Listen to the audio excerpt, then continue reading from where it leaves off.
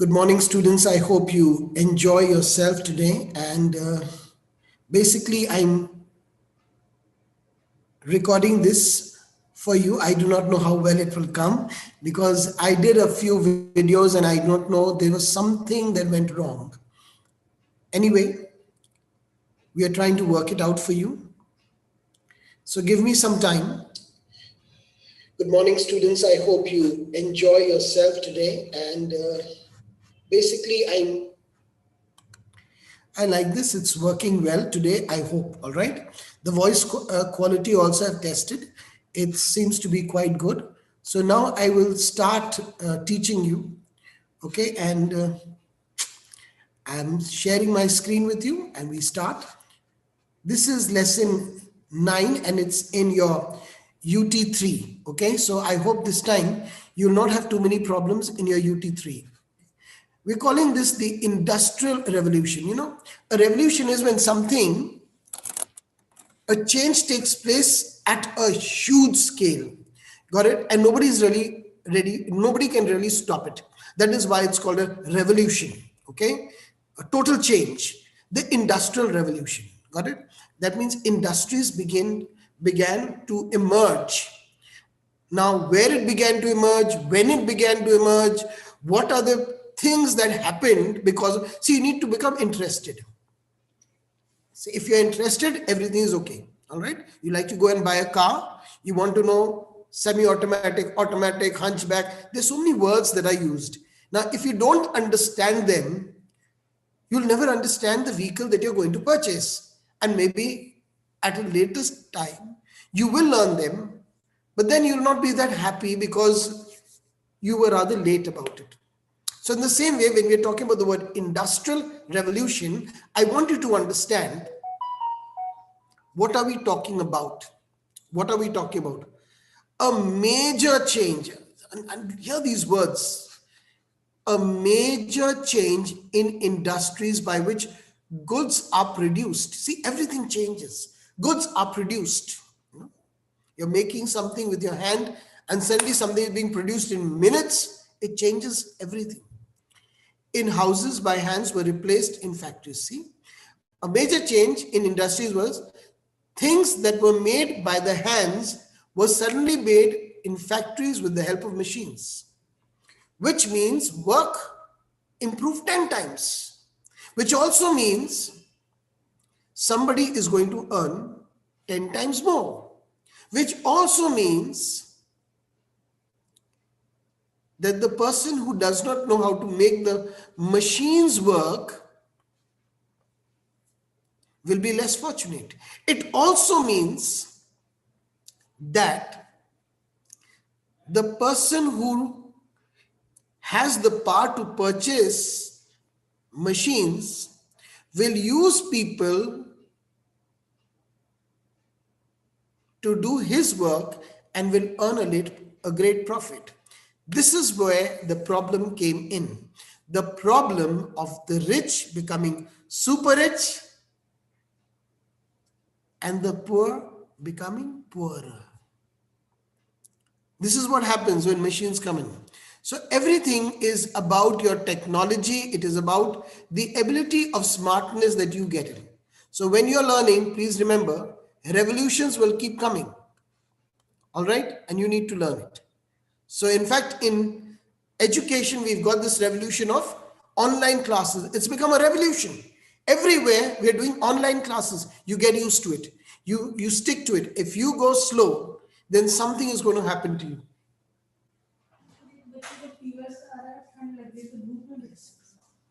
So all these things you will have to go through. All right. So there's a revolution, and the revolution is again of online classes. And if you do not get this right, and if you don't learn to enjoy it and monopolize on it, all right? So you should be the person who understands online classes, should be able to study well and to go ahead, because maybe this is the future, which is already here. And you don't have to become the person in the lower bracket. You need to be a person in the higher bracket. Now let's understand. From where did we understand about the Industrial Revolution? That means you and I, who told us about it, we have talking about the works of a person known as Arnold Toynbee in his lectures on the Industrial Revolution in England, his popular addresses, his notes, and other pieces of work. We are also talking about the works of the historian T.S. Aston, Paul Mentox, and Eric Bobswan. So you must learn them up just like when people tell you, isn't it? So you go back home and you tell your dad, so and so place we get very good sweets. Your dad says, who told you? You say, uncles told me, or so and so told me, my teacher told me, my principal told me. In the same way, our study on the Industrial Revolution is based on the works of Arnold Toynbee, the historians T.S. Aston, Paul Mentox, and Eric Bobswan. Now, please understand, you need to learn them up because they may be 1 mark answers. So if you learn all 4 of them, you are assured of 1 or 2 marks, which is very good. Next, I'm going to move ahead with, and the next one is the first industrial revolution. What is the meaning of the word first? The transformation that occurred in the industry and economic sector in Britain during 1780s to 1850s is called the first industrial revolution. So if I ask you, what is the first industrial revolution? All you need to say is 1780s to 1850s. That's it. If you calculate the time, it's 70 years. So you know 1780 to 1850, just 70 years, that was the first industrial revolution. The initial focus of the revolution was only on textile. Kapde. You see, the most important thing in life is roti, kapda, and makan. And they targeted clothes. Why clothes? Everyone wants to look beautiful. You know, people will actually remain hungry. They'll remain without houses. They'll go through lots of problems. Some people even want study. You know, study is the only place where you're earning the most. When you educate yourself, you make sure that you're earning well. Now, please understand, I'm using the word educate. I'm not saying just getting a degree or getting marks. So if you actually know it, there's so many kids, you ask them a question of 2nd standard, they can't answer it. The reason is they did not educate themselves properly. Education is a whole bouquet, and you need to take the whole bouquet. If you don't take that bouquet, gone. You can just do a little reading, show off a bit, and you think you're educated. No. So understand first, the first industrial revolution targeted textile. Why textile? Because textile was the biggest earning market. Great. Yes, of course. You know, sometimes you can have a whole wardrobe of clothes and still you buy clothes. That's where the money is.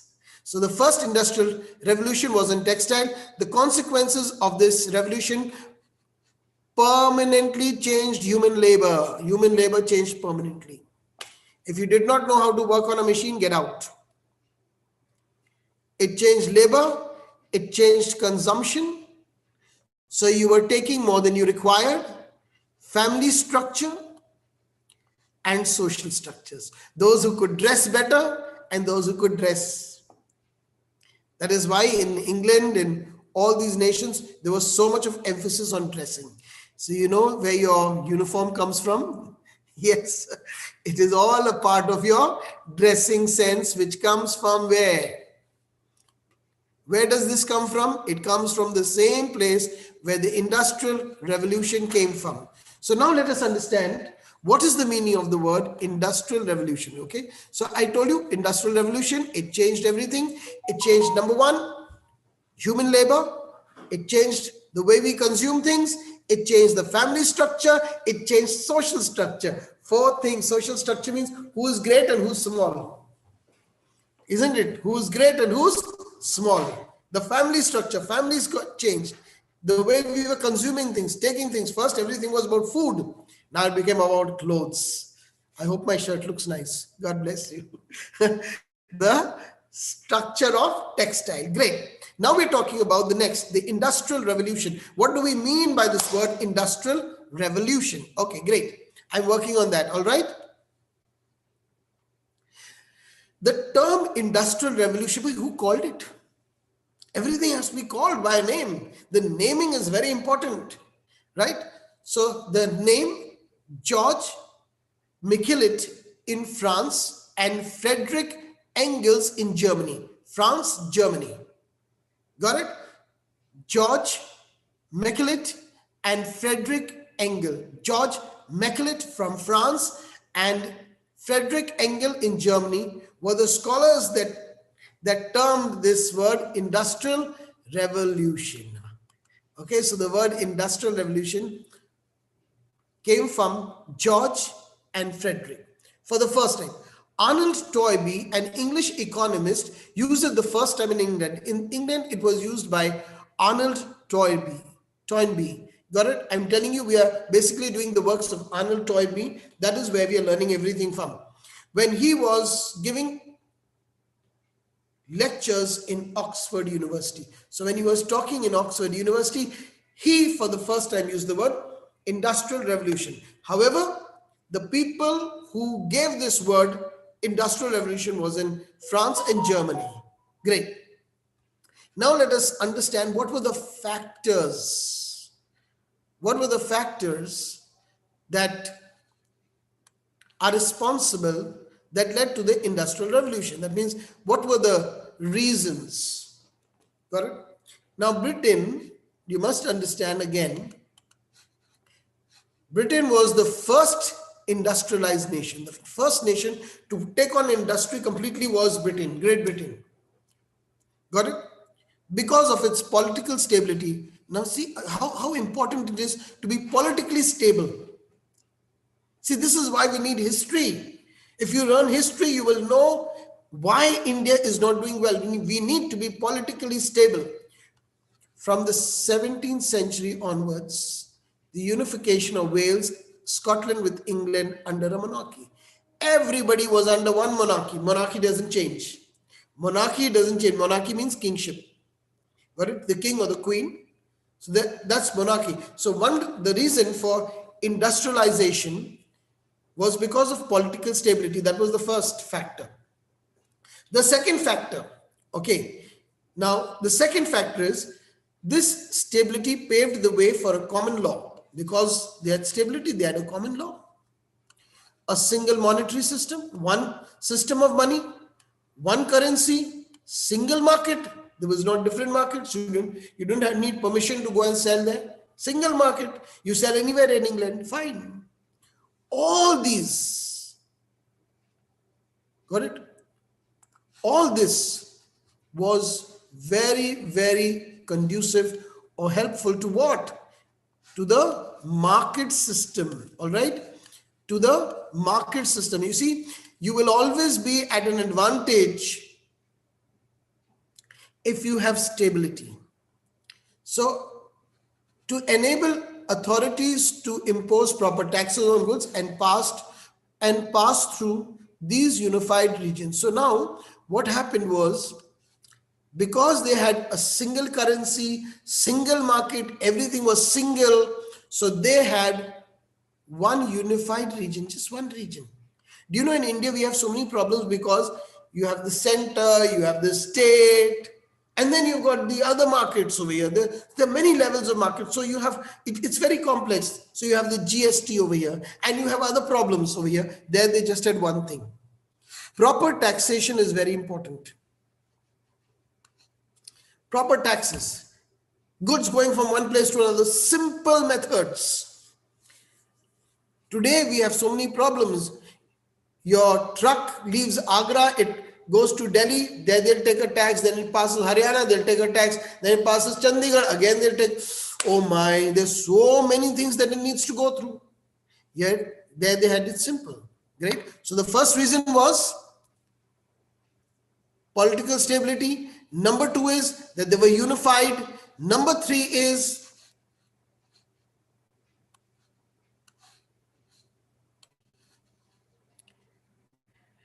the prices of goods increased and money became the medium of exchange. It was no longer you give me this and I give you that.